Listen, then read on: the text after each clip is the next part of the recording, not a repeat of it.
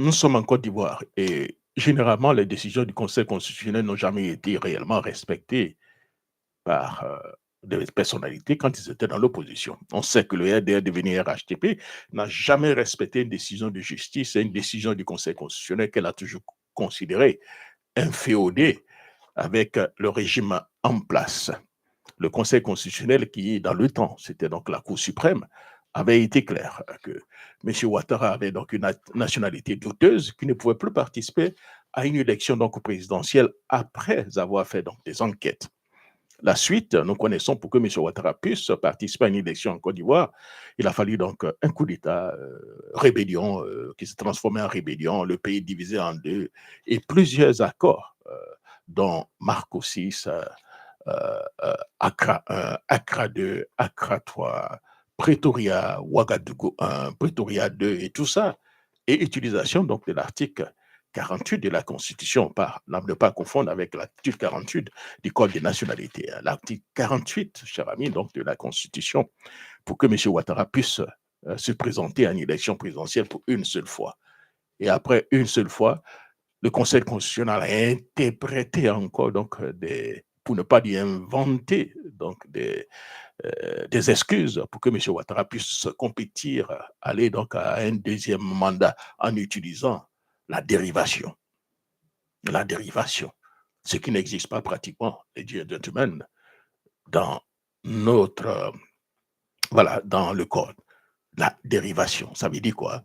M. Ouattara étant déjà candidat, il peut être donc candidat à un deuxième mandat. Alors, à quoi sert donc le dépôt de candidature, alors, cher ami? Si M. Ouattara peut à tout moment passer au-delà des mailles donc, du filet. À lui, donc, la loi ne s'applique jamais à M. Ouattara, mais elle doit s'appliquer au sens stricto sensu à Laurent Gbagbo, doit s'appliquer au sens stricto sensu à Tiam Tiam, à qui on refuse la nationalité donc ivoirienne en inventant. Aujourd'hui, je me pose la question, poser la question donc à nos amis du RDR de venir arracher. Pourquoi, monsieur, le nom de Thiam a été retiré de la liste électorale? On vous donnera n'importe quelle invention. Ah oui, il n'a pas déposé sa candidature à temps. Mais on nous dit quoi? Que M. Thiam, selon eux, leur raisonnement, M. Thiam a perdu la nationalité depuis 1987. Donc, à quel moment vous voulez que Thiam dépose sa candidature? Si eux, ils disent que depuis 1987, la seule chose que la CEI pouvait faire, c'est d'organiser, vous comprenez, la révision de la liste électorale, où un budget a été donc déjà débloqué pour ça. Mais on a refusé sciemment parce que le problème Thiam pouvait trouver une solution rapide, on n'avait pas besoin d'aller loin s'il y avait donc une révision de la liste électorale, conformément donc à nos lois en 2025. Ça n'a pas été le cas. Ils ont fait sciemment. Ils ont préparé un scénario, pour ne pas dire des scénarios, pour écarter Thiam en faisant venir donc de tous les experts qu'ils connaissaient, qu'ils ont fabriqués en même temps pour trouver des excuses pour écarter donc la candidature donc, de Thiam parce qu'ils avaient tellement peur de lui. Alors, normalement, dans un pays donc de droit, le Conseil constitutionnel devait donc lire le droit. Parce que si on s'en tient donc aux déclarations de M. Arthur Banga, qui est donc partagé, les gentlemen, avec beaucoup donc de cadres du RDR devenu RHTP, c'est politiquement, oui, le Conseil constitutionnel peut exclure Thiam, ou bien pour ne pas dire, doit exclure Thiam pour satisfaire les desiderata donc du parti au pouvoir, si on s'en tient politiquement. Mais judiciairement, il faut une contradictoire. Il faudrait qu'on se penche sur le dossier Thiam. Parce que le Conseil constitutionnel, contrairement à ce que les Arthur Bagan sont en train d'expliquer donc aux Ivoiriens, c'est pas seulement venir parler seulement de qui est candidat ou qui n'est pas candidat. C'est qui nous amène à parler donc du rôle du Conseil constitutionnel. Il faudrait que ce Conseil constitutionnel joue son rôle. Et ce qui me fait mal dans cette affaire, cher ami, hein, il faudrait qu'on se dise maintenant la vérité. Hein, parce que si on ne se dit pas la vérité, on a tellement peur. Et que si on ne se dit pas la vérité, on ne finira pas par sauver la Côte d'Ivoire. Mais ce qui me fait mal, c'est de voir aujourd'hui des enfants d'immigrés qui ont encouragé la prise des armes hier pour imposer la candidature de Ouattara, voilà, retirer de droit la nationalité à Thiam. Celui, eux, qu'ils ont appelé enfants d'immigrés. Alors qu'en réalité, techniquement, on ne peut pas réellement dire que Thiam est enfant d'immigrés. Son père arrivait donc en Côte d'Ivoire depuis les années 1945, au moment où la Côte d'Ivoire n'existait pas. Certes, il venait de l'endroit où on appelait donc le Sénégal. En 1945, est-ce qu'il y avait vraiment le Sénégal? Vous comprenez? Et c'est là qu'il arrive en Côte d'Ivoire depuis 1945. Depuis 1945, il est venu, il a toujours conservé la nationalité donc française, jusqu'à 1960, où il y a eu donc l'indépendance. Donc chacun dans ces territoires pouvait donc conserver la nationalité française ou bien prendre la nationalité donc des pays. M. Amadou Thiam a toujours conservé cette nationalité française. Jusqu'en 1962, où le président Houphouët-Boigny devait donc le nommer comme ministre. Donc il a dû utiliser donc les lois donc du pays pour faire nommer son père ministre et lui octroyer la nationalité ivoirienne en 1962. Au moment où c'est maintenant que d'autres personnes quittaient donc leur pays pour aller donc faire des études. Vous comprenez? C'est en 1962. Et c'est un moment Thiam est né. Quand Thiam naissait, le père avait toujours la nationalité française. Vous comprenez? Mais c'est quelque chose que les gens n'ont pas du tout réclamé à un moment donné. Bon, à un moment donné, on peut toujours réclamer. Vous comprenez? Mes enfants aujourd'hui, peut-être qu'ils n'ont pas la nationalité ivoirienne, mais à tout moment, ces enfants peuvent réclamer la nationalité ivoirienne. On ne viendra pas dire, ah non, vous ne l'avez pas réclamé pratiquement depuis 70 ans, donc maintenant vous n'êtes pas ivoirien. Mais non, on peut réclamer la nationalité à tout moment, c'est le droit. Mais en Côte d'Ivoire, on ne pratique pas le droit. C'est devenu de la politique. Ils sont devenus tous politiques. Sinon, comprenez bien, chers amis, vous allez comprendre. D'abord, on va revenir sur l'affaire des enfants d'immigrés. Des enfants d'immigrés eux-mêmes, qui aujourd'hui sont en train de définir qui est ivoirien, qui n'est pas ivoirien. Enfant d'immigrés. M. Ouattara, ivoirien, mais enfant d'immigrés. Son père était burkinabé. Vous comprenez? C'est clair. Alors, qui c'est lui? Lui, il nomme 4 personnes au nom du Conseil constitutionnel. Bitogo, c'est-à-dire la cour de l'Assemblée nationale. Certainement que c'est lui qui l'a nommé, ou bien le président qui était là-bas. Mais Bitogo, enfant d'immigrés, son père et sa mère sont burkinabés. Vous comprenez? Alors, lui nomme 3 personnes au niveau du Conseil constitutionnel. Et la dernière personne est nommée par qui? Kandia Camara. Ivoirienne aussi, mais enfant d'immigrés. Ce sont des enfants d'immigrés aujourd'hui qui nomment aujourd'hui tout le Conseil, les membres du Conseil constitutionnel. Et on va nommer qui? Madame Nanema Camara. Mais jusqu'à preuve de contraire, de dire directement, je ne suis pas actuellement en train donc de downplay, mais puisqu'on parle d'ivoirité des uns et des autres, on parle donc de la nationalité donc de Thiam, on est obligé de parler de la nationalité de tout le monde ici. Cette dame est née où? J'ai fait mes recherches, je ne sais pas où elle est née. Alors, vous qui me suivez là, est-ce que vous savez, vous avez donc un curriculum vitae réellement de cette dame où on peut nous dire où elle est née? Sciemment, on omet de nous dire où elle est née. Et si on le fait, certainement peut-être qu'elle n'est pas née en Côte d'Ivoire. Elle est née où? D'aucuns disent Mali, d'aucuns disent la Guinée. Donc voilà la situation dans laquelle nous vivons, les gentlemen. À venir s'asseoir gaillardement pour dire que le Conseil constitutionnel va écarter la candidature de Thiam. Ce n'est pas connaître le droit. Et c'est ce que nous avons dit, que dans le problème que nous avons en Côte d'Ivoire, c'est-à-dire les gens qui se mènent des problèmes qui ne les regardent pas, ou bien un problème qui ne vous regarde pas quand vous parlez, quand vous en parlez, avec doigté, avec intelligence. On ne vient pas tout de go dire, ah oui, le Conseil constitutionnel va l'écarter. Vous n'êtes pas juriste. Restez dans l'histoire. Même l'histoire, là, vous ne maîtrisez même pas bien. Sinon, si le Conseil constitutionnel devait réellement se pencher sur ce dossier Thiam, le président conseil devait écouter ce que l'ONU a dit, où il a intimé donc à la Côte d'Ivoire, les gentlemen, au niveau donc du protocole additionnel, le pacte à son article 25, pour garantir donc les droits donc de Thiam. Je ne sais pas si je peux retrouver cela. Voilà ça ici qui dit. Il dit, bon, je me vais, mais c'est tellement petit. Alors, laissez-moi voir si je peux donc agrandir cela. Alors, just one second, let me see if I can. Bon, ben, je ne peux pas. Ben, voilà, je pense qu'on pourra donc l'agrandir. Voilà, merci. Voilà. Alors, voilà ce qu'il dit. Il dit, voilà la décision donc de l'ONU. L'ONU dit, en référant donc à l'arrêt 94 de son règlement intérieur, après avoir examiné le dossier le comité agissant par l'intérimaire donc de ses rapporteurs spéciaux sur donc les nouvelles communications et mesures provisoires a décidé de ne pas donc accéder donc dans un premier temps à à la demande de mesures provisoires de l'auteur, mais invite l'État à prendre toutes les mesures nécessaires pour garantir que l'auteur puisse exercer ses droits politiques en vertu de l'article 25 du pacte, tant que sa requête est en cours d'examen par le comité. On invite l'État donc de Côte d'Ivoire à garantir les droits politiques de M. Thiam.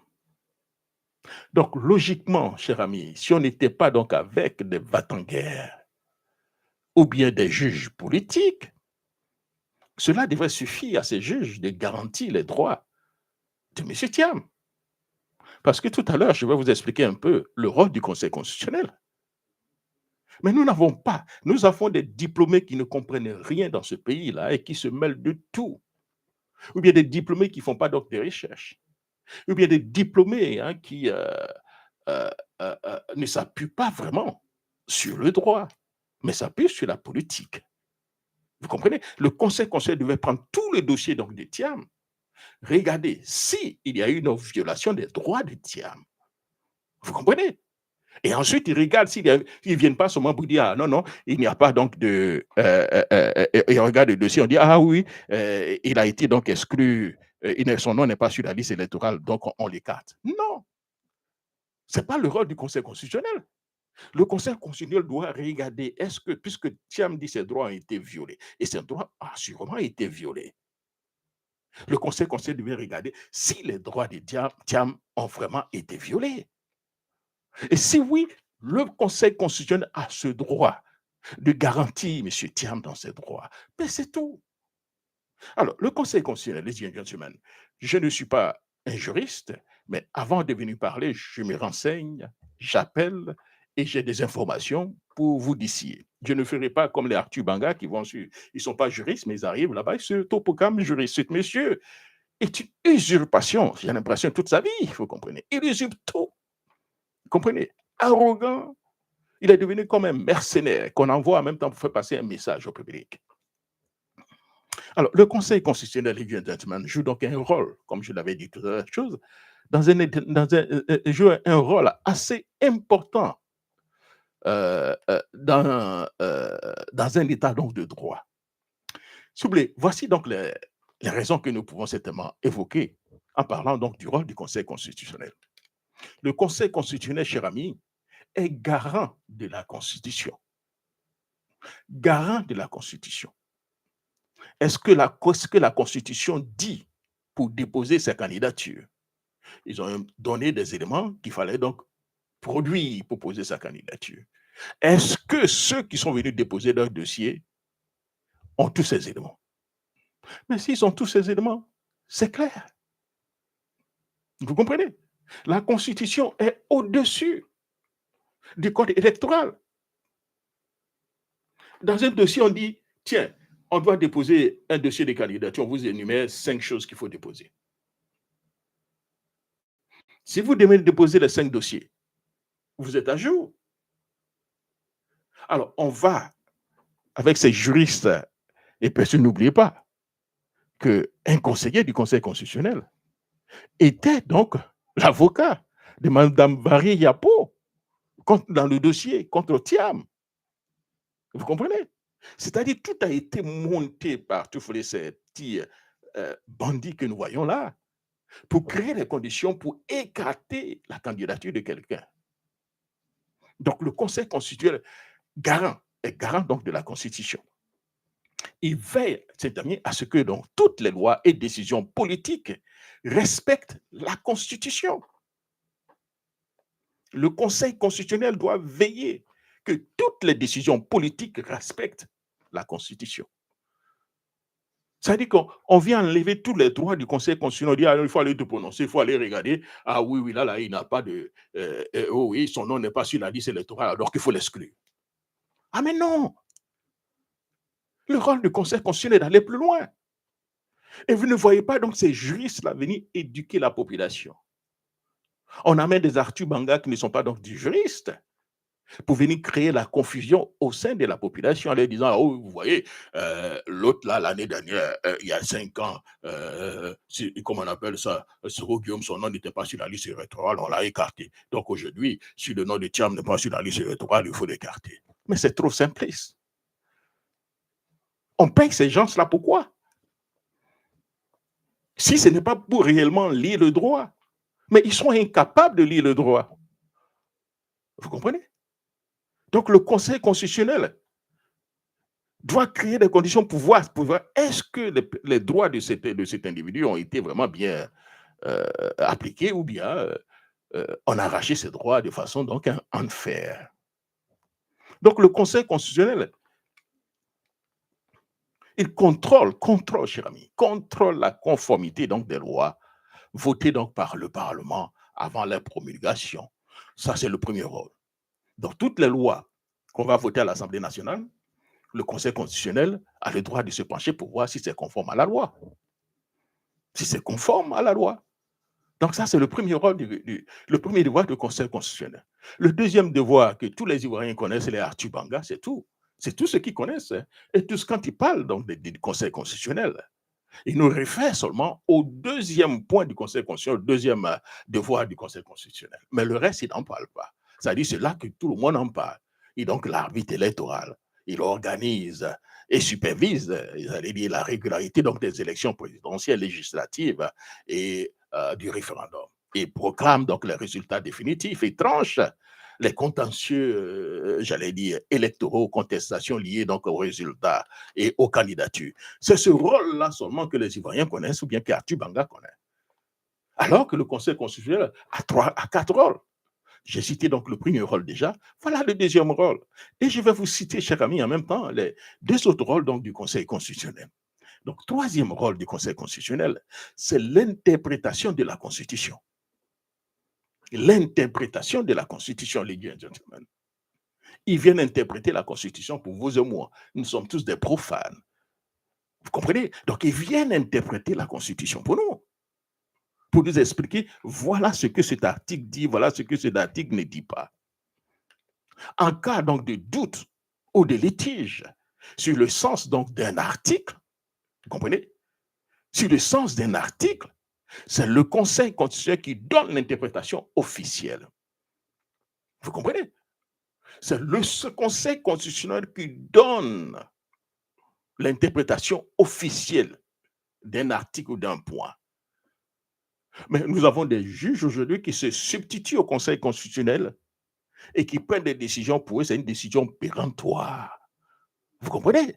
Voilà le problème que nous avons, c'est-à-dire que nous avons des juges dozo qui ont utilisé la dosocratie, la violence pour arriver au pouvoir, et ils utilisent la violence donc de leur position pour écarter les uns et les autres. Voilà la situation dans laquelle nous sommes. Vous comprenez? Donc, si vous voulez, donc cette décision s'impose à tous. Vous comprenez? Et c'est clair. Et ces décisions ne sont pas donc susceptibles d'appel. Vous comprenez? Voilà pourquoi quand le Conseil constitutionnel, qui dans le temps, c'était la Cour suprême, a dit que M.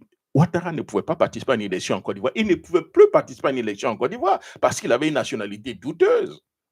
Donc, pour casser cette décision, il fallait faire quoi? Il fallait changer la Constitution. Il fallait faire un coup d'État, une rébellion. C'est ce qui a été fait. Alors, le quatrième rôle, gentlemen, du Conseil constitutionnel, c'est la protection, notez très bien, la protection des droits fondamentaux. Alors que là, tout à l'heure, je vous ai dit que l'ONU a dit quoi? Voilà ce que l'ONU dit. L'ONU dit, il dit, et voilà, invite donc l'État à prendre toutes les mesures nécessaires pour garantir que l'auteur puisse exercer donc ses droits politiques en vertu de l'article 25 du pacte, tant que sa requête est en cours d'examen par le comité. Donc, le Conseil constitutionnel devait donc se saisir de cet élément, donc de l'ONU, pour regarder si les droits de M. Thiam ont été violés ou pas. Donc, on ne vient pas dire, ah non, non, non, seulement que son nom n'est pas sur la liste électorale, donc le Conseil constitutionnel doit rejeter. Mais non. Le Conseil constitutionnel doit regarder si on a rejeté la candidature de Thiam, si ça a été, on a appliqué la loi à 100% pour rejeter sa candidature. Voilà le rôle du Conseil constitutionnel. On paye les membres du Conseil constitutionnel pour ça. On ne le paye pas pour venir s'arrêter là-bas, cher ami, pour dire: «Ah oui, ah oui, oui, oui, on a regardé là, oui, son nom n'est pas sur la liste électorale, donc on doit retirer son dossier». Mais non, votre devoir ici, c'est la protection des droits fondamentaux donc de chaque Ivoirien. Vous comprenez? Dans certains pays, hein, par exemple, je crois qu'en France, avec donc la question donc, de prioritaire donc de la constitutionnalité, le Conseil constitutionnel peut être aussi saisi par donc les citoyens pour vérifier si donc la loi ne viole pas donc leurs droits garantis par la Constitution. Mais en clair, le Conseil constitutionnel doit regarder pour dire est-ce que les droits des tiers ont été violés? Parce que pourquoi on arrache comment on appelle ça, on arrache la citoyenneté à Thiam? Il aurait fallu d'abord que ce monsieur là-bas soit d'abord jugé dans un premier temps. Le procureur devant donc traduire Thiam devant une cour de justice et permettre à Thiam de se défendre, puisqu'il dit qu'il est né donc de parents français, son père français. Donc, donc c'est-à-dire que la justice devait donc juger Thiam afin que ce monsieur puisse se défendre. Et une fois qu'il est reconnu après une décision de justice, voilà qu'il a tort, d'accord, puis cela peut s'appliquer à lui, mais ça n'a pas été fait. On a amené une juge, on a amené donc des militants du RDR devenu RHTP, un dossier devant une juge RDR Dozo, qui prend une décision en fonction donc des désiratoires de Dozo pour écarter donc la candidature de quelqu'un. Et puis on veut trouver cela normal. On peut aller à la radio, à la télévision pour dire oui, lui, de toute façon, lui, sa candidature sera écartée. Et on s'est dit docteur. Voilà le problème que nous avons donc dans ce pays. Des gens qui se mettent des problèmes qui ne les regardent pas, ou bien des problèmes qu'ils ne maîtrisent pas. Il n'est pas du tout juriste. Il aurait fallu qu'il dise ah, moi, voilà ce que je pense, je ne suis pas juriste, mais voilà, voilà. Mais il parle de façon péremptoire avec arrogance pour impacter, rendre le débat tellement simple pour lui, pour les Ivoiriens. Ah oui, vous savez, il y a 5 ans, Soro, son nom n'était pas sur la liste électorale, le Conseil constitutionnel l'a débouté. Donc ici maintenant, le nom de Thiam n'est pas sur la liste électorale, le Conseil constitutionnel doit le débouter. C'est trop simpliste. Le Conseil constitutionnel a le droit de regarder si les droits de Thiam ont été violés. Et c'est ce que l'ONU demande à la Côte d'Ivoire et à la Cour constitutionnelle. Si les politiciens du gouvernement ne veulent pas le faire, vous, on vous a voté. On vous a nommé pour faire cela, faire ce travail. Donc, on va certainement vous regarder, puisque vous voulez parler des nationalités. On va regarder aussi votre nationalité, où vous êtes né. Et ceux qui ne sont pas du tout des nationaux dans ce pays-là, qui volent nos droits, qui volent nos machins, on doit chasser tout ce monde-là. Quand je dis chasser tout ce monde-là, ça veut dire quoi? De nos administrations, parce qu'ils n'ont pas le droit à travailler dans l'administration s'ils ne sont pas réellement ivoiriens. Mais on a laissé dans ce pays-là tout. Les gens font ce qu'ils veulent. Vous comprenez? Et on veut appliquer la loi seulement à Thiam. Et cela est décidé par des enfants d'immigrés ou bien des immigrés eux-mêmes qui veulent choisir aujourd'hui qui est ivoirien et qui n'est pas. Et ces enfants d'immigrés ou bien ces immigrés veulent parler de la nationalité des autres. Ce n'est pas de l'hypocrisie que nous sommes en train donc de voir. Le dossier donc de Thiam va nous amener donc à ouvrir beaucoup donc de portes. Aujourd'hui, le RD est devenu RHTP au pouvoir. Ils ne comprennent pas réellement le mal qu'ils sont en train donc de faire à la Côte d'Ivoire ou pourquoi pas aux non-Ivoiriens. Cela pousse beaucoup d'Ivoiriens à se radicaliser. Vous comprenez? Et fait tentation. Nous sommes aux États-Unis ici, nous voyons réellement comment une partie de la population s'est radicalisée par rapport aux droits donc des immigrés. Aujourd'hui, il n'est pas facile aujourd'hui d'être immigré actuellement donc aux États-Unis d'Amérique si tu es dans une situation irrégulière. Est-ce qu'on peut dire que les États-Unis, ce sont donc des xénophobes? Mais non, à un moment donné, ils veulent appliquer donc la loi. Donc voilà, chers amis, un peu le rôle donc du Conseil constitutionnel. Donc en résumé, chers amis, ce que je peux dire, le Conseil constitutionnel est donc le gardien suprême de la Constitution et donc de la légalité donc du jeu démocratique. Vous comprenez? Le gardien de la Constitution. Est-ce que dans la Constitution, les droits de Thiam ont été violés?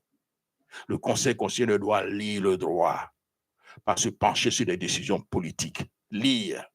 Vous prenez le dossier de Thiam, est-ce que ces droits ont été violés? C'est le rôle du Conseil constitutionnel. Votre rôle n'est pas seulement de rejeter des dossiers de candidature, mais de lire. Ce n'est pas moi qui l'ai dit, hein, c'est votre rôle, du Conseil constitutionnel. Je n'ai rien écrit. Je ne fais que lire ce que vous deviez donc faire. Donc, chers amis, Voilà une partie un peu donc de la situation dans laquelle nous nous trouvons donc dans ce pays. Le Conseil constitutionnel mm, qui se met dans une situation qui devient donc une fabrique de l'injustice. Quand un Conseil constitutionnel, qui est donc le gardien suprême, se transforme en organe politique pour apporter son soutien à un parti politique de façon stricto sensu, ce Conseil constitutionnel fabrique donc des injustices. Et c'est pas ce que nous ne voulons pas tellement voir. En Côte d'Ivoire, donc, le Conseil constitutionnel du gentleman, qui est censé être donc le gardien de la Constitution et des droits politiques et des citoyens. Mais que voyons-nous en réalité de la part, en voyant donc ces juges qui devaient donc être des juges militants? L'institution est en train de se transformer en une machine à éliminer donc les adversaires et à légitimer donc les désirs du régime. Voilà la situation dans laquelle nous sommes. Le cas de Thiam est une injustice flagrante. Pendant des années, disons même 30 ans ou bien autre, l'État ivoirien a reconnu Thiam comme citoyen ivoirien. Partout où il passait, on parlait de franco-ivoirien. Le franco-ivoirien. Et on parlait donc en 1987, c'est leur heure, quand il a pris la nationalité française, il a perdu la nationalité ivoirienne. Mais ce qu'ils oublient, c'est que déjà en 1980, c'est ça, en 97, il était devenu ministre il était le ministre du plan. Quand il était ministre du plan, la chère amie, il était le ministre du plan en tant que quoi? En tant que Français ou en tant qu'Ivoirien? Alors partout où il passait, c'était donc l'Ivoirien. Et en plus, l'État, par l'intermédiaire du président de la République, puisqu'il est allé en France il y avait longtemps, il mangeait tout ça, a rappelé donc le ministre de la Justice. Nous avons vu des échanges entre le ministre de la Justice et M. Thiam pour lui redonner donc ses papiers pour qu'il soit ivoirien. Il était donc sur la liste électorale depuis longtemps. Et maintenant qu'il devient candidat, il n'est plus ivoirien. Et les Ivoiriens acceptent cela. Acceptent cela puisque les gens sont animés par la haine de l'un et de l'autre. Vous comprenez? Cette haine qui pousse encore, qui fait que M. Ouattara est toujours au pouvoir. Parce que dans cette situation où nous sommes là, le malheur des uns fait le bonheur des autres. On a écouté Mme Valérie Yapof venue d'ici. Ah oui, on attend. Quand Thiam sera exclu, les militants du PDCI-RDA viendront vers Bion. Vous voyez ce cynisme, quand on mène ce cynisme ivoirien jusqu'à ce point. Pour que je devienne quelqu'un, il faudrait qu'on exclue quelqu'un. Il faut qu'on élimine quelqu'un. Il faudrait qu'on tue quelqu'un. Pour que moi, je devienne quelqu'un. Et il y a beaucoup de personnes au niveau donc, de l'opposition qui pensent ainsi. Si Thiam est dans la compétition, nous, on ne sera rien. Donc, nous sommes d'accord, il faudrait qu'on exclue Thiam. Voilà où nous sommes arrivés. Et voilà pourquoi M. Ouattara est toujours au pouvoir. Et si on ne fait pas d'action, il fera un 4e mandat. Il aura la possibilité de changer la Constitution pour faire encore un 5e mandat. Vous comprenez? Et il restera là parce que les Ivoiriens ne sont pas unanimes parfois sur des problèmes simples. Est-ce que les droits de Thiam sont violés? On ne cherche même pas à savoir si Thiam est PDCI-RDA ou bien il est ceci ou il est cela. Mais est-ce que ces droits ont été violés, l'Ivoirien Thiam? Si ces droits ont été violés, c'est-à-dire si on peut violer donc les droits de Thiam, c'est-à-dire que le petit qui est à côté, le petit Kouadio Clément qui est là, on peut violer aussi ses droits. Donc voilà la situation dans laquelle nous sommes, les gentlemen. Et si nous ne prenons pas attention, on ne fait pas clair, nous risquons donc d'aller dans la confusion totale. Comprenez? Donc l'État ivoirien a reconnu à Thiam comme citoyen pendant tout ce temps. Donc posez la question à nos amis du RDR, pourquoi Thiam n'est pas sur la liste électorale? Pourquoi? Ah oui. Comme un ministre, on a discuté, il n'a pas déposé son dossier tant. Quand est-ce qu'il devait déposer son dossier? Quand?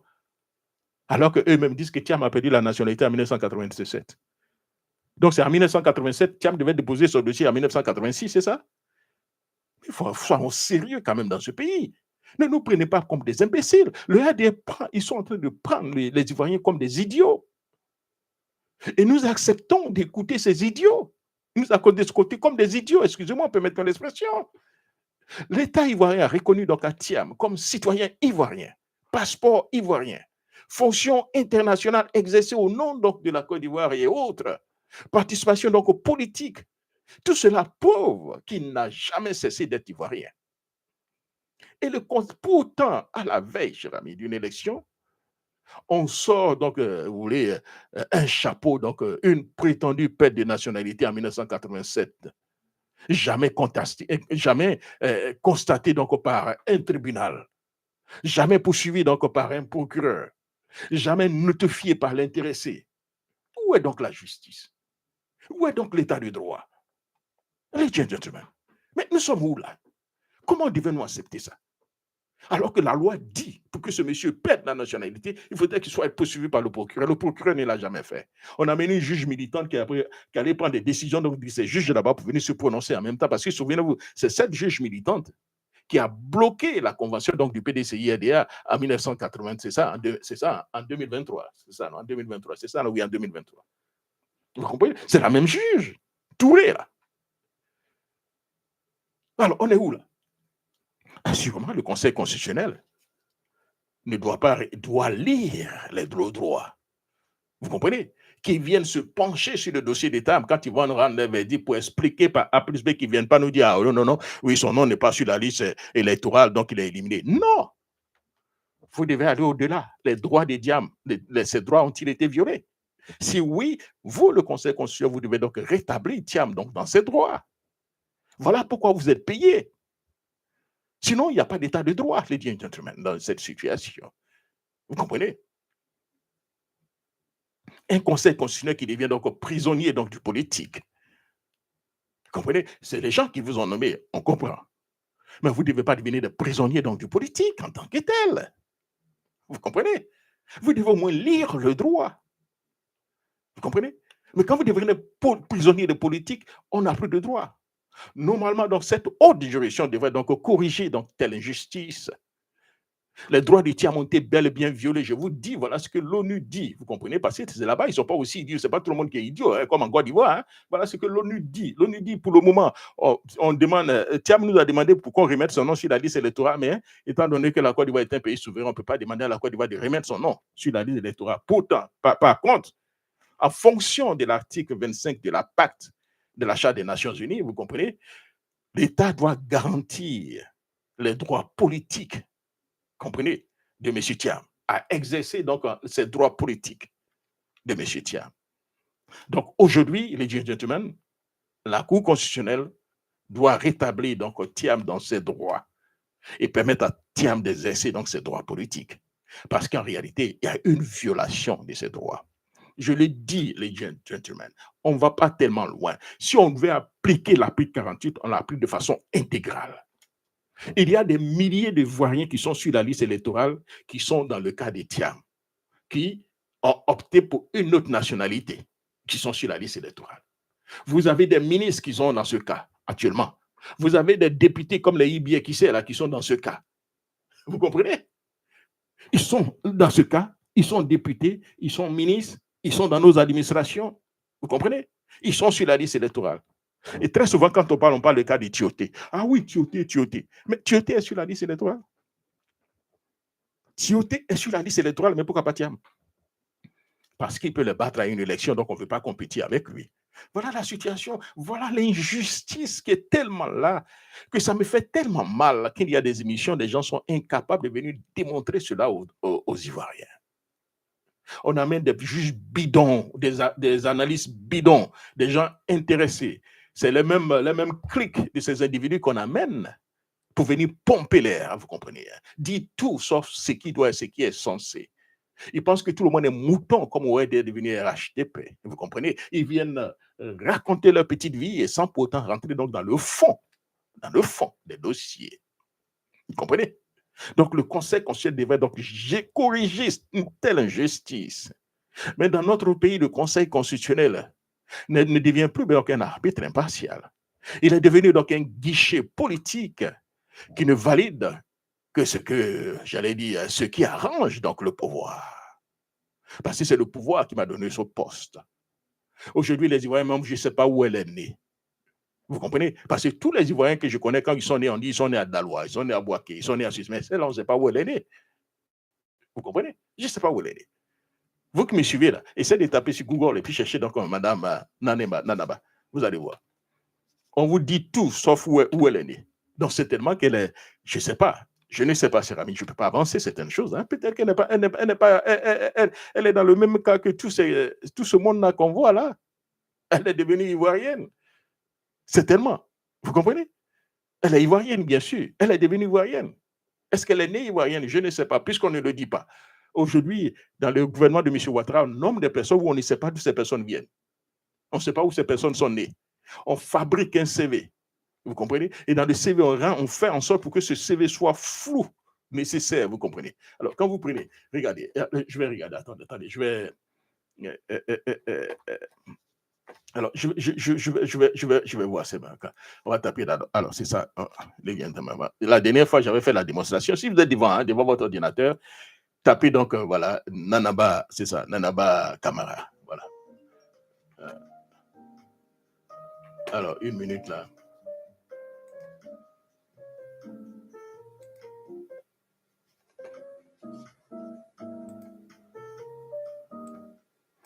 Voilà, alors on va taper donc Nanaba, c'est ça, voilà. Nanaba Camara, c'est ça, hein, Nanaba Camara.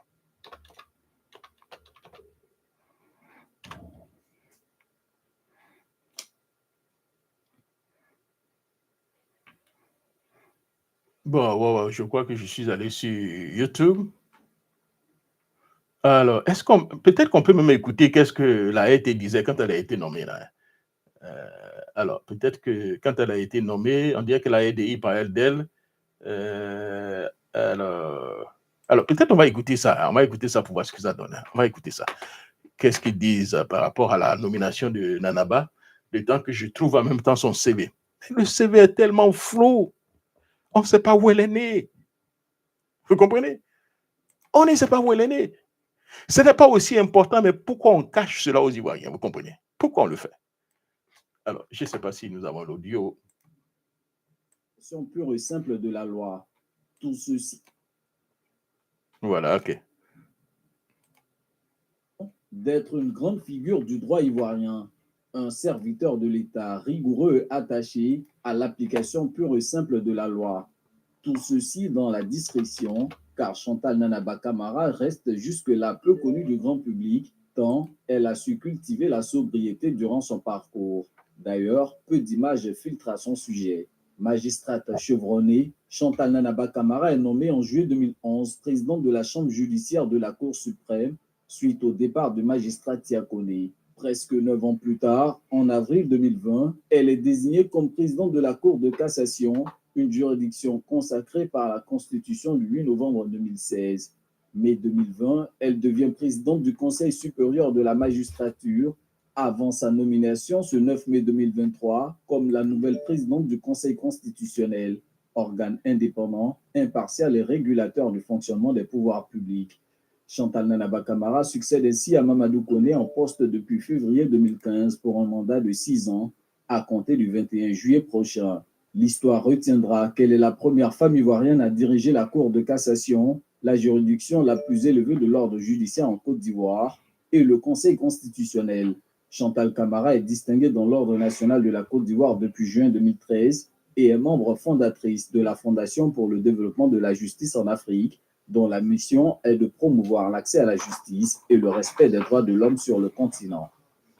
Voilà un peu comme ils savent tellement le faire. C'est une page dans l'histoire de la Côte d'Ivoire qu'elle vient d'écrire en prêtant serment ce matin.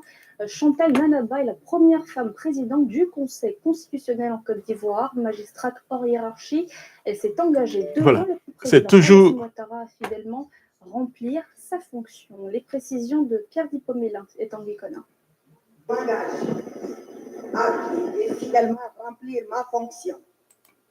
Voilà, alors, fidèlement remplir ma fonction, sa fonction de M. Ouattara, peut-être, voilà. Car vous prenez, voilà, vous avez écouté tout à l'heure qu'on a été nommé, hein, et puis voilà, on va sur son CV.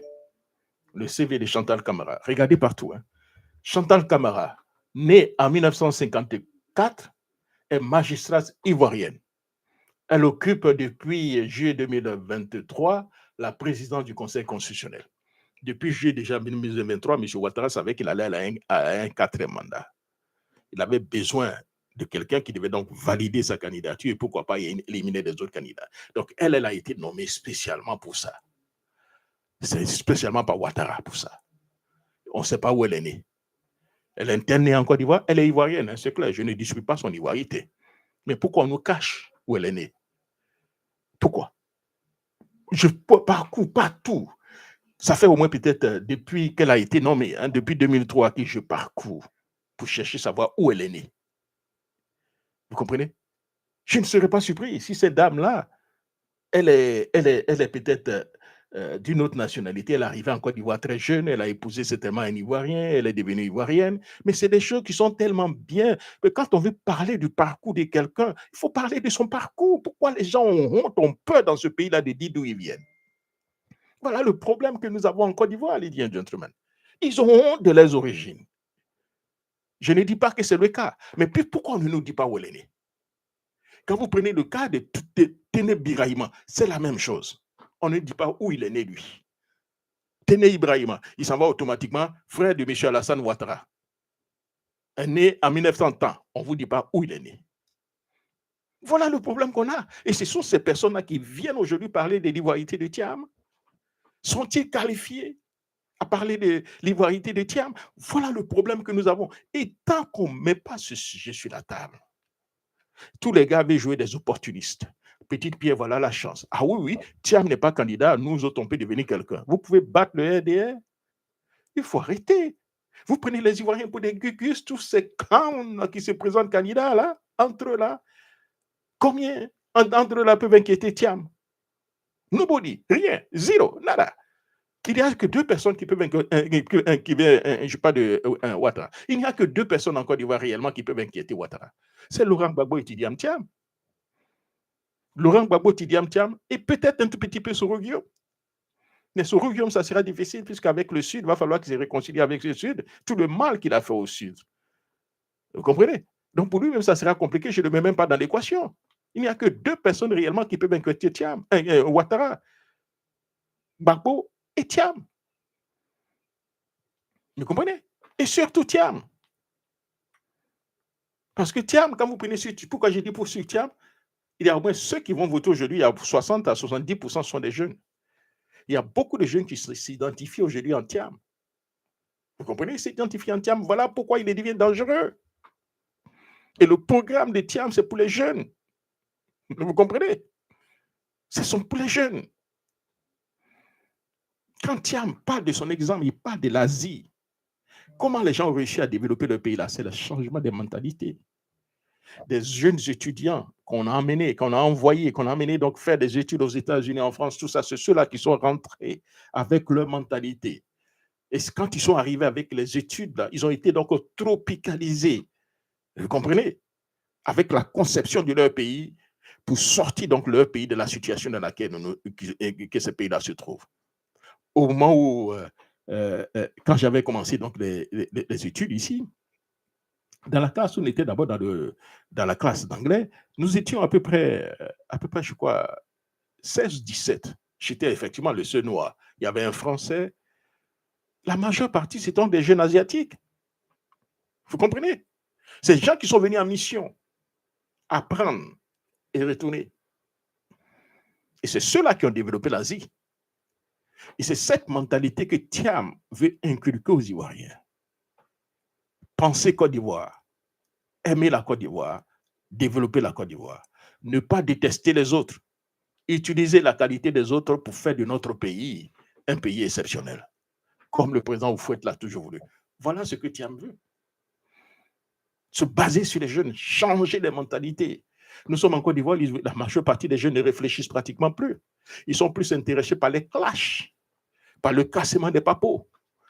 Vous comprenez? Les fumoirs sont un peu partout, rien que pour distraire la population, empoisonner donc la population.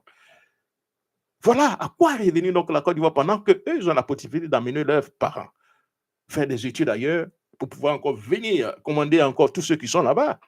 Ils empoisonnent la mentalité des jeunes avec des distractions, des radios, des télévisions, rien que pour la distraction. Pas quelque chose qui peut amener donc les Ivoiriens donc à réfléchir. Voilà la situation dans laquelle nous sommes, les gentlemen. Et si on ne se focalise pas sur ça, vous permettez à M. Ouattara d'aller à un 4e mandat, il aura un 5e mandat. Jusqu'à va mourir au pouvoir. C'est ce que le RDR devenu RHTP veut.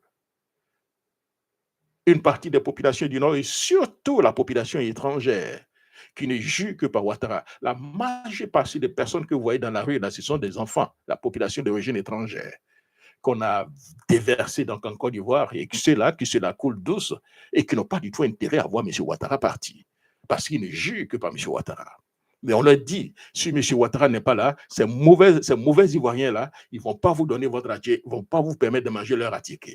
Voilà ce qu'on leur inculque, les gentlemen, de la situation dans laquelle nous nous trouvons. Donc, chers amis, pour ne pas aller tellement loin, le rôle donc, du Conseil constitutionnel n'est plus aujourd'hui de protéger donc, les droits des citoyens, mais de verrouiller donc, le jeu démocratique. C'est-à-dire qu'ils ont fini, parmi les 4 rôles-là, ils ont abandonné de 3 autres rôles. C'est l'autre rôle politique qui les intéresse. Créer les conditions, les gentlemen, pour éliminer les candidats et permettre au RDR de venir RHP de conserver le pouvoir. Et c'est vraiment dommage. Nous avons vu la justice sénégalaise, comment elle s'est penchée sur les cas de Wade et de Macky Sall. Les juges sénégalais se sont levés pour dire, nous appliquons le droit. Voilà ce que le droit dit, voilà ce que notre constitution dit. Mais nous n'avons pas cela, on a donc des gens accroupis, des enfants d'immigrés, qu'on a mis dans des positions stratégiques. Et à ces enfants d'immigrés, on leur dit, faites tout pour conserver le pouvoir, parce que si vous perdez ce pouvoir-là, vous perdez certainement vos biens.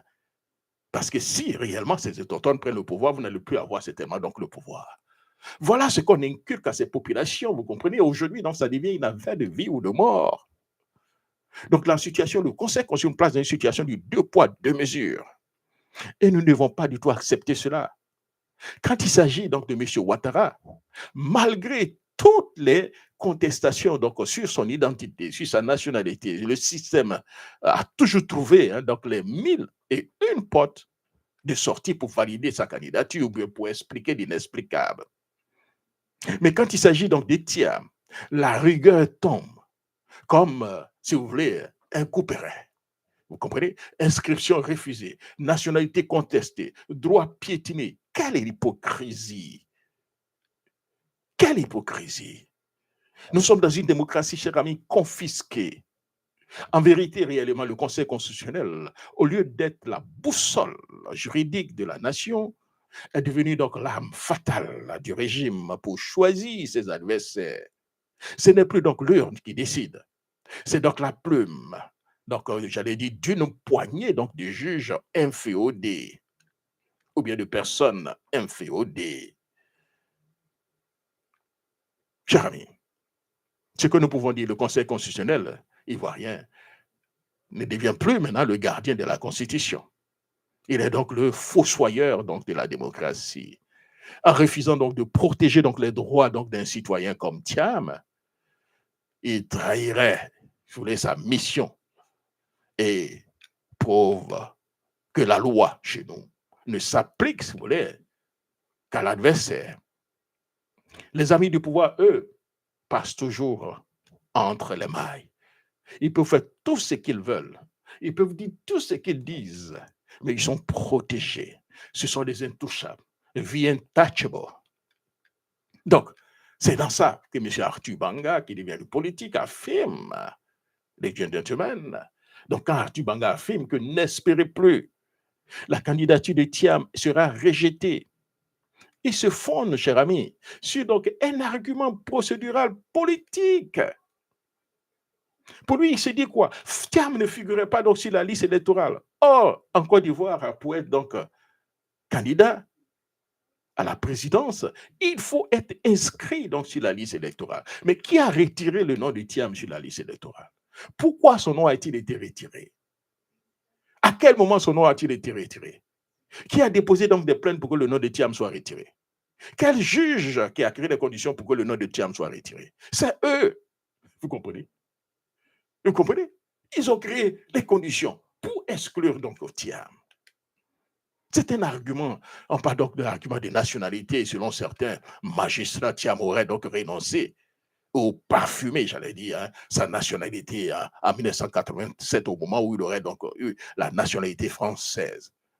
Cela devient à dire qu'il aurait donc dû perdre la nationalité ivoirienne. Donc, tous ses droits. Alors qu'en 1987, en 1997, déjà 97-98, il est devenu directeur donc du Bénin et ministre donc du plan, tout ministre du plan. Vous savez quelle nationalité il était là? À quelle nationalité? Il faudrait qu'on arrive à prendre les Ivoiriens pour des imbéciles quand même. Ça fait quelle nationalité? Et nous sommes là, nous écoutons. Nous les écoutons mentir, manipuler, puisqu'on ne réfléchit même plus dans ce pays. On laisse les gens réfléchir pour nous. Mentir, manipuler, utiliser donc des médias qu'on a créés, rien que pour créer donc la confusion. Des médias qui sont aujourd'hui dans la main, donc, si vous voulez, donc, des enfants d'immigrés. Donc, c'est devenu donc la loi des enfants d'immigrés, qui eux maintenant veulent créer, eux, leur Côte d'Ivoire, au-dessus donc de la conception des autochtones. C'est eux qui nous imposent leur vouloir. Ils redéfinissent nos droits. Ils lisent le droit même à notre place. Voilà la situation dans laquelle nous sommes. Donc, cette affirmation d'Arthur Banga repose sur l'interprétation politique et non sur une décision judiciaire contradictoire. Politiquement, on le dit. Oui, son nom n'était pas ça. Oui, ça, politiquement, on peut le dire. Tout le monde peut le dire politiquement. Mais basons-nous sur le plan, donc, j'allais dire, judiciaire. Vous comprenez? La question, donc, des droits violés, donc, du Thiam. Vous comprenez? Et ça, c'est important. Qu'est-ce qu'on en fait? Si Thiam avait réellement perdu, donc, la nationalité ivoirienne, vous comprenez? Il recevrait donc au procureur, il appartenait donc il revenait donc au procureur ou à une juridiction donc, de constater donc la perte de la nationalité et l'appliquer. Et ça doit paraître donc là du journal officiel. Comme en France, c'était donc le journal officiel. Donc quand on va appliquer la loi, on n'applique pas la loi à moitié. On applique la loi intégralement. Mais on n'applique pas une loi aujourd'hui pour exclure quelqu'un et la même loi, on l'applique maintenant pour inclure quelqu'un. On parle de l'article 48 et on oublie que M. Ouattara, lui, il a utilisé aussi la nationalité voltaïque et burkinabé. Vous comprenez? Oui, tiens, oui, il a utilisé la nationalité française. Donc la question de M. Ouattara, on se pose la question. M. Ouattara était-il ivoirien avant de devenir burkinabé, puis devenir burkinabé? Ou il était burkinabé, il est devenu ivoirien? On ne sait même pas. C'est la confusion totale dans ce pays, les gentlemen. On crée la confusion, on ne comprend rien parce qu'on ne se pose pas des questions, ou bien nos médias n'engagent vraiment pas les débats de fond, ou ont peur d'engager les débats de fond. Voilà la situation dans laquelle nous sommes.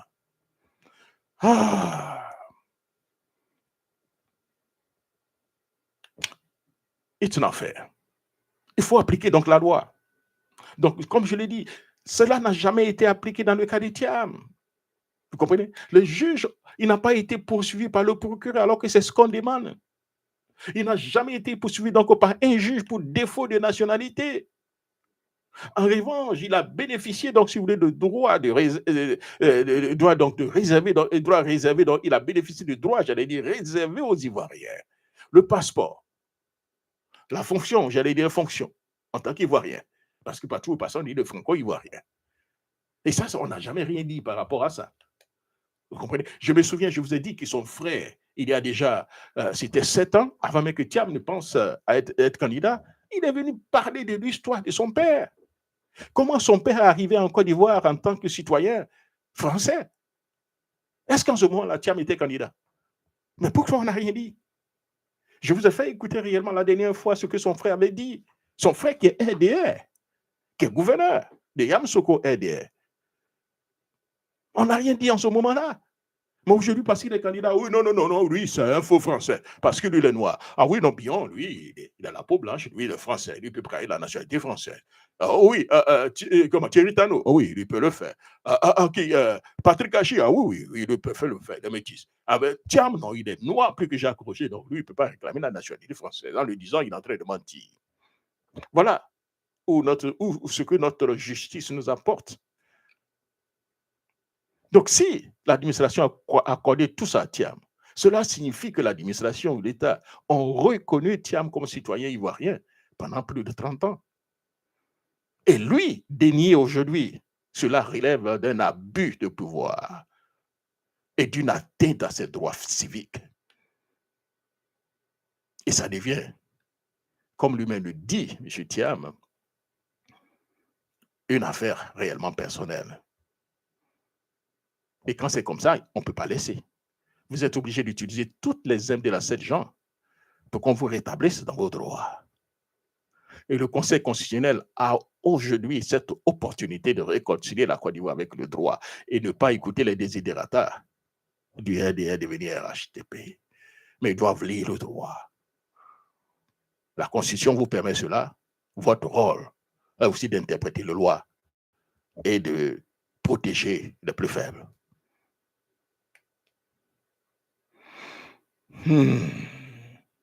Donc, comme je l'ai dit, le Conseil constitutionnel dans cette affaire est très clair. En théorie, le Conseil constitutionnel a deux fonctions clés ici. Vous comprenez, ici et dans ce dossier. Vérifier la recevabilité, en parlant du deuxième volet seulement donc du côté politique, vérifier la recevabilité donc des candidatures, c'est clair. Il doit donc s'assurer que donc les candidats remplissent donc les conditions fixées par la Constitution. Nationalité, âge, moralité, inscription sur la liste électorale, le parrainage, comment on appelle ça, la caution, c'est clair. Mais le Conseil constitutionnel doit corriger les injustices manifestes. Voilà où il y a un problème. Corriger les injustices manifestes. Assurément, il y a vraiment une injustice manifeste. En cas donc de litige ou de doute, c'est lui qui tranche souverainement. Donc le Conseil constitutionnel doit trancher souverainement. Ils ne doivent pas avoir peur. Ils ont tous peur aujourd'hui s'ils lisent le droit. Est-ce qu'ils ne seront pas visités par les dozos la nuit? Ils ont tous peur. Le Conseil constitutionnel des Ivoiriens aujourd'hui, les gentlemen, est très donc politisé. C'est clair. Ils sont devenus des juges politiques. Ils ne vont pas lire le droit. Donc, au lieu, chers amis, donc, de corriger donc, une injustice, ils risquent donc de valider donc, un verrouillage politique parce qu'ils ont peur de compétir. Ce sont des cowards. La vraie question donc, de fond, les gentlemen, dans cette situation, c'est quoi? Si la situation de Thiam met donc en lumière, chers amis, un détournement donc de la loi, utiliser donc la question des nationalités ou de la liste électorale comme prétexte pour éliminer donc un adversaire redoutable, chers amis. Ça devient une rupture donc d'égalité devant la loi. D'autres personnalités, comme M. Ouattara, le maire, comme je l'ai dit, autres, des ministres, des députés, sont dans le même cas que Thiam. Pourquoi sont-ils encore sur la liste électorale? Pourquoi Tioté qu'on utilise est toujours sur la liste électorale? Il y a assurément une injustice manifeste, les gentlemen, dans cette situation. Ça devient donc une atteinte au droit politique de Thiam. Il devrait donc recevoir. Et aujourd'hui, donc, la Cour constitutionnelle devait corriger cela en intégralité. Restaurer donc Thiam dans ses droits. Et ça sera donc la chose à faire. En conclusion, les gentlemen, Arthur Bago a certainement raison. Si on s'en tient à la logique politique actuelle du régime et donc à la dépendance du Conseil constitutionnel, voilà, du RDR devenir RHTP. Mais juridiquement, les gentlemen, et moralement, les droits donc de Thiam ont été bel et bien violés. Il n'a jamais perdu la nationalité par donc une décision judiciaire. Il a été donc reconnu comme ivoirien par l'État ivoirien lui-même. Mais le chef de l'État a donné des instructions afin qu'on puisse délivrer à M. Thiam ses papiers. Le ministre de la Justice l'a fait. Nous avons vu la correspondance entre le ministre de la Justice et Thiam. On veut nous faire croire. Il a fait du faux. Donc le chef d'État est complice de ce faux et le ministre de la Justice est complice de faux dans le cas donc de Thiam. En droit pur, le Conseil constitutionnel pourrait donc corriger donc cette injustice. En politique réelle, il est probable qu'ils ne le fassent pas parce qu'ils seront dans ces conditions assez cowards. Et tôt ou tard, ils payeront pour ça. Voilà un peu mon billet, ladies and gentlemen. Merci beaucoup. Merci donc d'avoir suivi donc, notre émission consacrée donc au Conseil constitutionnel. J'espère que j'ai été un peu clair. Effectivement, les gens nous prennent pour des idiots. Mais si nous montrons aux gens que nous sommes idiots, ils vont nous prendre pour des idiots. Est-ce que vous avez demandé à ces juristes qui viennent, hein, est-ce que vous avez vu un juriste venir aujourd'hui nous expliquer réellement le rôle du Conseil constitutionnel? Vous les avez vus? Vous avez vu un juriste venir nous expliquer les 4 rôles du Conseil constitutionnel? Mais non. Ils viennent parler seulement d'un seul droit, d'un seul devoir du Conseil constitutionnel. C'est de s'occuper seulement donc de qui est candidat, qui n'est pas candidat. On a simplifié le Conseil constitutionnel à qui est candidat, qui n'est pas candidat. Vous comprenez? Alors, comme je vous ai dit, pour ne pas me répéter, c'est le garant de la Constitution. En cas de difficulté, c'est la Constitution qui prime sur tout. Et constitutionnellement, Thiam remplit donc les conditions. Et je vous ai dit, le Conseil constitutionnel, son premier rôle, veille donc sur toutes les lois et décisions politiques, respecte donc la Constitution. Il contrôle la conformité des lois votées donc par le Parlement avant donc la promulgation. Ça, c'est aussi le premier rôle. Le deuxième rôle du Conseil constitutionnel, c'est ce que tout le monde connaît, c'est l'arbitre électoral. Il organise et il supervise la régularité donc, des élections législatives présidentielles, les législatives et même même, j'allais dire, référendaires. Il proclame aussi les résultats définitifs et tranche les contentieux donc, électoraux, contestations donc, liées, cher ami, aux résultats et tout ça. Ça, c'est ce rôle-là que les Ivoiriens connaissent. Ils ne parlent pas des trois autres rôles du Conseil constitutionnel. Ils parlent seulement que de ça. Alors que le troisième rôle du Conseil constitutionnel, c'est l'interprétation de la Constitution en cas de litige. En cas de doute ou de litige sur le sens donc d'un article, c'est lui, le Conseil constitutionnel, qui donne l'interprétation officielle. Et cette décision s'impose à toutes à toutes les institutions donc, du pays. Vous comprenez? Et le dernier rôle du Conseil constitutionnel, c'est ce qui est la plus important, c'est la protection des droits fondamentaux. Protection des droits fondamentaux des gentlemen. Protection des droits fondamentaux. Est-ce que les droits fondamentaux de Thiam ont été protégés? Le Conseil constitutionnel doit lire le droit, doit répondre à cette question. Vous comprenez? Est-ce que les droits de Thiam ont été reposés? L'ONU en train de dire implicitement que les droits de Thiam ont été reposés. Voilà ce que l'ONU dit, que je vous ai lu et que je vous ai lu. L'auteur, il dit les partis à prendre toutes les mesures nécessaires pour garantir que l'auteur puisse exercer ses droits politiques en vertu de l'article 25 du pacte, en attendant qu'il se pose définitivement sur le dossier. Il demande au Conseil constitutionnel d'aujourd'hui de regarder est-ce que les droits fondamentaux de Thiam ont été donc violés. Je prends ceux qui nous suivent là, je sais qu'il y a beaucoup qui sont frustrés, je ne parle pas tellement le cas de Laurent Gbagbo, c'est un peu la même chose, hein, mais je connaissais mieux, je maîtrise mieux le cas de Thiam. J'ai apporté mon soutien à Thiam, je veux qu'il soit candidat, donc c'est pourquoi je prends l'exemple de Thiam. Sinon, Laurent Gbagbo, il se trouve aussi à peu près dans le même cas, même si ce n'est pas la même chose. C'est un peu différent. Voilà pourquoi je ne voulais pas réellement rentrer dans le cas technique de Laurent Gbagbo. Comprenez, je préfère me concentrer sur le cas de Thiam. Voilà, consacrer sur le cas de Thiam que je maîtrise plus. Laurent Gbagbo, je ne maîtrise pas assez, vous comprenez. Hein, voilà. Mais une chose est sûre, la grande injustice qui a été faite à Laurent Gbagbo, c'est quoi? Vous l'amenez à la Cour pénale internationale, il est jugé, il est reconnu non coupable, et avant qu'il n'arrive ici, vous organisez un procès ici pour le faire condamner, et ensuite vous dites qu'il est écarté de la liste électorale. C'est une injustice grave. Mais je ne parle pas trop de ce cas, cher ami, peut-être que ceux qui vont nous citer, ceux du PPS, ils vont se fâcher. Laurent Gbagbo, pour moi, il a déjà été président, vous comprenez. Voilà, il a déjà été président pendant 10 ans. Il y a une injustice grave, et ce n'est pas normal. Mais je préfère me fréquenter sur un nouveau paradigme. Ce paradigme-là est représenté par Thiam. Voilà pourquoi je prends beaucoup l'exemple sur le cas de Thiam. Voilà, que je maîtrise mieux, que je peux réellement expliquer. Voilà. Alors, cher ami, voilà un peu le petit point que je voulais certainement faire. Pousser donc le Conseil constitutionnel qu'on paye à lire le droit, à s'occuper de ces 4 fonctions, pas seulement se limiter à la fonction donc politique, mais à regarder est-ce qu'il a protégé donc les droits fondamentaux. Est-ce que les droits des Thiam ont été donc violés ou pas? Ils ne viennent pas qu'il faut que ça soit, ah oui, on l'a vu là, il n'y a pas son nom sur la liste électorale, donc on l'exclut. Non, c'est trop simpliste. Comment a-t-il été exclu? Qui l'a exclu? Qui a organisé tout ça? Est-ce que Thiam est-ce que ses droits ont été violés? Oui, si ses droits ont été violés, le Conseil constitutionnel doit rétablir Thiam dans ses droits. Il va réconcilier donc la Côte d'Ivoire avec la justice. Ils ne le font pas, croyez-moi. À la Lyon, nous allons aller donc dans l'incertitude. Même si pas extraordinaire, ils organisent des élections que Ouattara, brigand des élections qui devient encore président, nous partons dans une incertitude tous les jours qui sera donc au pouvoir. Chers amis, c'était donc réellement mon point. Ne nous prenez pas pour des idiots. Ce n'est pas tout le monde qui est de devenir RHDP. Nous réfléchissons assez.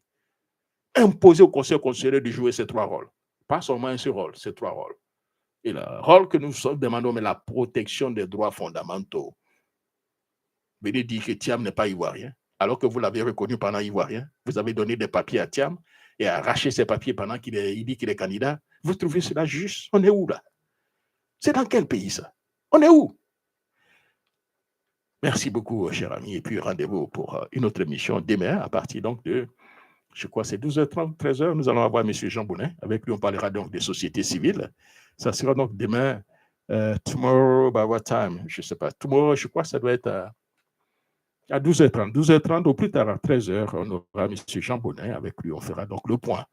Le rôle de la société civile, qu'est-ce que la société civile fait aujourd'hui en Côte d'Ivoire? Qu'est-ce qu'elle devait faire pour réconcilier donc les Ivoiriens avec, non seulement avec tout ce qui est en train donc de se passer, et puis voilà, créer les conditions pour que l'état de droit soit respecté, la démocratie.